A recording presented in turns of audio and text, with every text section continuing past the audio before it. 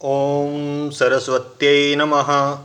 नमस्कार, नमो नमः। मैं डॉक्टर केवल कृष्ण और आज हम लेकर आए हैं 10वीं कक्षा के विद्यार्थियों के लिए समय लेखन। जी हाँ, समय संस्कृत में कैसे लिखा जाता है, कैसे उसको हम समझेंगे, उसके बारे में देख लेते हैं। समय लेखन में आपको पता है कि 1 घंटे यानी 60 मिनट के लिए जब हम आधे की बात करते हैं तो सार्ध का प्रयोग होता है, अर्थात 30 मिनट के लिए सार्ध, स अर्ध सार्ध का प्रयोग होता है। और यदि हम 1 घंटे से 15 मिनट कम के लिए अर्थात पौने के लिए प्रयोग करते हैं तो पादोन शब्द का प्रयोग होगा। पादोन, पौने, पादोन। 1 घंटा 15 मिनट यानी सवा के लिए सपाद का प्रयोग होगा। सपाद। आपके सामने घड़ी का एक चित्र बनाने का प्रयास किया है और इसमें हम देख लेते हैं कि ये घड़ी जिसमें संख्या 1 से 12 तक लिखी है, 1 द्वि त्रि चतुर पंच षट सप्त अष्ट नव दस एकादश द्वादश, इसके हमने 4 भाग किए।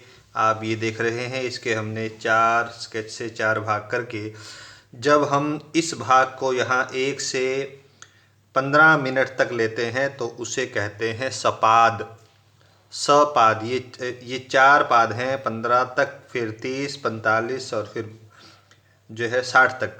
तो एक भाग जो है यहाँ 3 तक अर्थात 15 तक, 15 मिनट तक, ये आएगा सपाद, पाद सहित।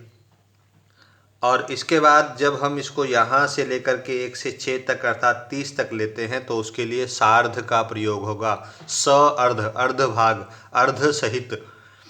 और यदि हम फिर आगे चलते हैं 45 मिनट पर, तो 45 मिनट में यहाँ हम अधिक नहीं लेंगे बल्कि ऊपर से इसको देखेंगे 12 से, जहाँ हमने कम करना है पाद उन, एक पाद कम।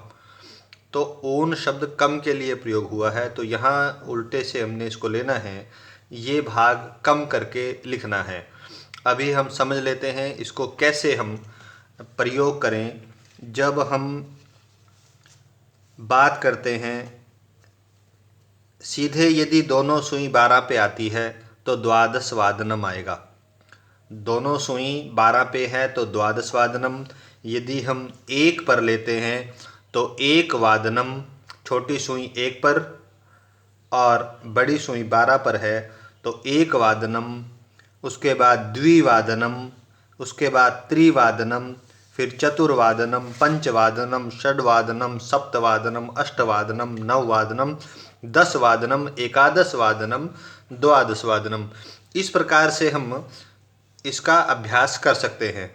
इसके बाद हम देखते हैं सपाद। 15 मिनट जब हम बोलते हैं, 3:15 हो गए, 4:15 हो गए, 5:15 हो गए, 6:15, तो सवा शब्द की जगह आपने अभ्यास करना है सपाद का। सवा, सवा में देखिए स पहले है ही, सवा में भी स है और सपाद में भी स का प्रयोग है, तो सवा सपाद।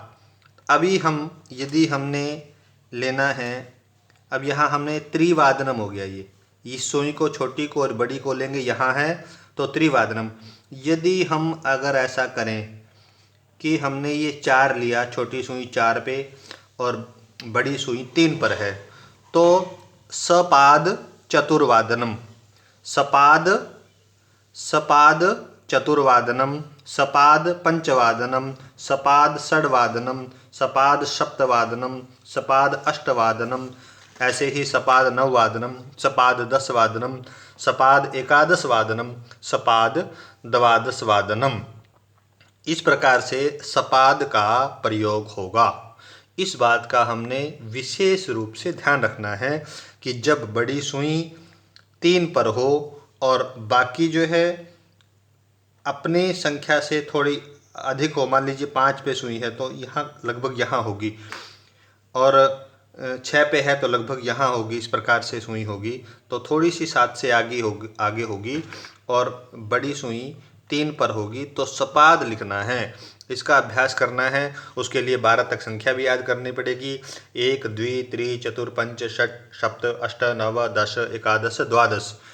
इसके बाद हम देख लेते हैं सार्ध। हम बोलते हैं 6:30 हो गए, 4:30, 8:30, तो 8:30, 5:30। तो उसके लिए सार्ध का प्रयोग होगा।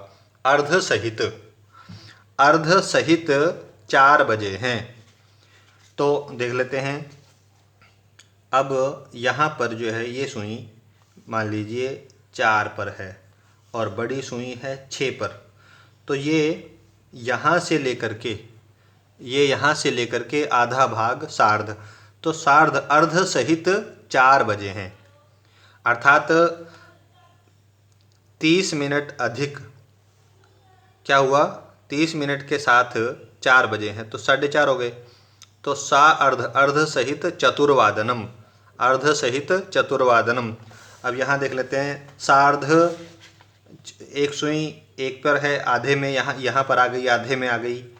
और उसके बाद एक बड़ी सुई जो है 6 पर है, तो क्या बनेगा? सार्ध एकवादनम, सार्ध द्विवादनम, सार्ध त्रिवादनम, सार्ध चतुर्वादनम, सार्ध पंचवादनम, सार्ध षड्वादनम, सार्ध सप्तवादनम, सार्ध अष्टवादनम, सार्ध नववादनम, सार्ध 10 वादनम, सार्ध 11 वादनम, सार्ध 12 वादनम।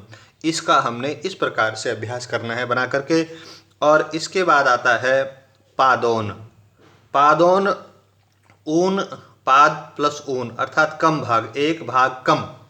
एक भाग जब हम कम लिखेंगे तो क्या होगा कि अगर हमने 9 ही बजाने हैं, मान लीजिए छोटी सुई भी 9 से पीछे है और ये जो है बड़ी सुई जो है यहीं इसी पर है, तो वो पादोन अब 9 से कम है, 8 से तो ज़्यादा है।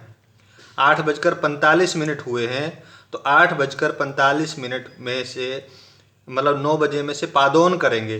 पादोन किससे हुआ? 9 से। तो पादोन नववादनम का प्रयोग ही होगा। मान लीजिए 4:45 हुए हैं, 4:45 हुए हैं, तो इसका मतलब 5 में एक भाग कम है। एक भाग कम है तो पादोन लिखेंगे। पादोन, और किस में कम है? 5 में कम है, 4 में कम नहीं है, 5 में है। तो पादोन पंचवादनम, पादोन पंचवादनम।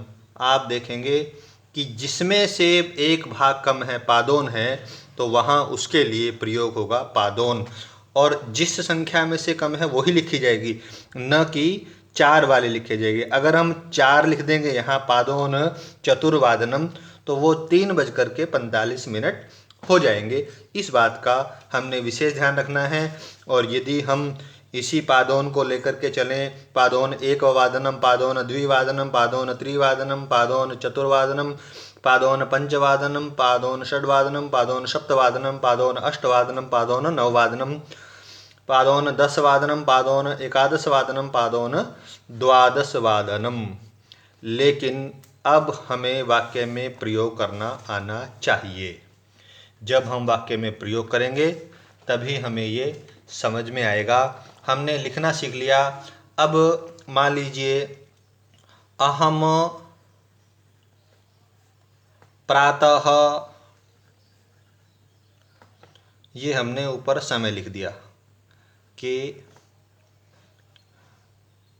वादने उत्तिष्ठामि। अब क्या होगा? यहाँ इसकी जगह पर जब हम घड़ी के अनुसार करते हैं तो अष्टवादनम, 10 वादनम, 12 वादनम। अब यहाँ वादने लिखा हुआ है तो हमने सिर्फ यहाँ अष्ट जोड़ना है, अष्टवादने। नहीं है तो वादने लिखना पड़ेगा, अर्थात वादनम की जगह वादने का प्रयोग आपको यहाँ लिखा मिलेगा। आपने यहाँ वादनम नहीं लिखना है, अष्टवादनम वादने, ये इसकी पुनरावृत्ति हो जाएगी जिससे गलत हो जाएगा। तो आपने अष्टवादनम 9, यहाँ पर अगर है 15 तो सपाद अष्ट आएगा। अगर सार्ध 8:30 है तो लिखा जाएगा सार्ध अष्ट। और सार्ध अष्ट को सार्धाष्ट भी कर सकते हैं, संधि हो जाएगी। तो इस प्रकार से सार्ध अष्टवादनम वादने, वादने वाक्य में प्रयोग होगा। ऐसे ही द्वादश वादने अहम पंचवादने क्रीडामि, सप्तवादने पठामि, अष्टवादने खादामि, नववादने पुनः पठामि। इस प्रकार से इन वाक्यों का प्रयोग होगा। तो इसको आप अच्छे से समझ लें, और जब आप इसको निरंतर अभ्यास में लाएंगे और बोल करके देखेंगे, इन वाक्यों का प्रयोग करेंगे, शब्दों को अपने प्रयोग में लाएंगे, तो संभवतः मुझे लगता है कि समय लेखन बिल्कुल भी मुश्किल नहीं है। धन्यवाद।